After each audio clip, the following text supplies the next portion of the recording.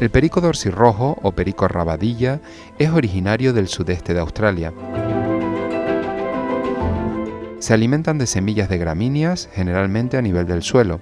Aprovechan flores y frutos y también las hojas de muchas hierbas anuales. Los colores de las hembras son mucho más apagados que en los machos. De hecho, el color de ellas es más apagado para conseguir mejor camuflaje frente al verde brillante de los machos. En la naturaleza suelen criar en colonias que son muy productivas, ya que las puestas pueden alcanzar los 8 huevos.